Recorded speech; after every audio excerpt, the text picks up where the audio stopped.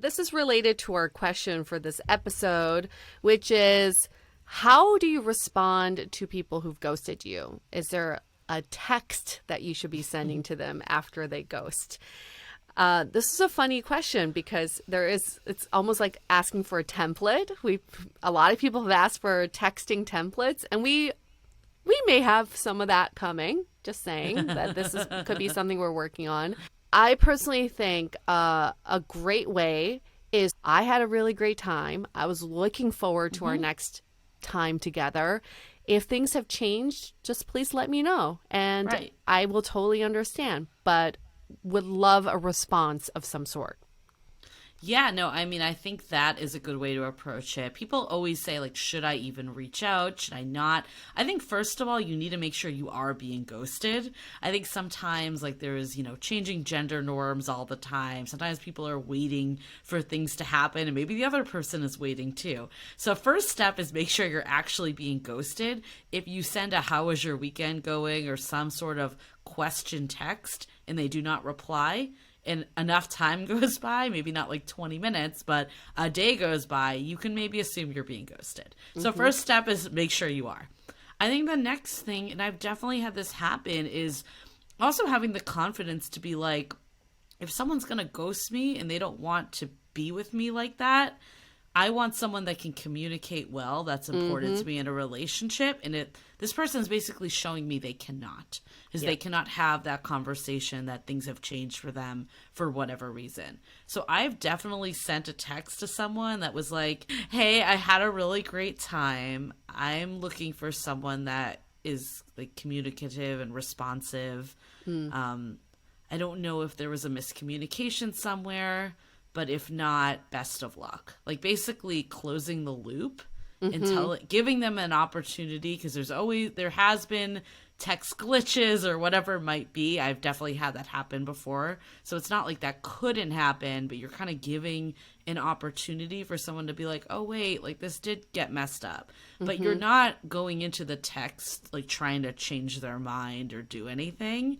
It's kind of just to be like, I like to send it because I'm like trying to, help humanity every ghoster at a time, that like this isn't okay. And some people might say like, you don't need to send any text. I think ultimately it's up to you.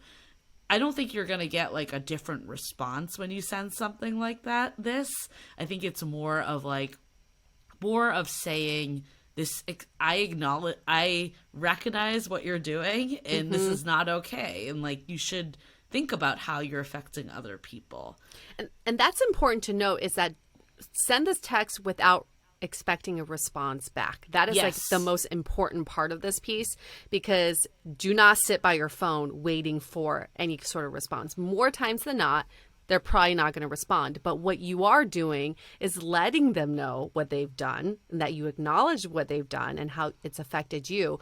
And even though you don't know how it's affecting them, they saw that message and they will have to think about it.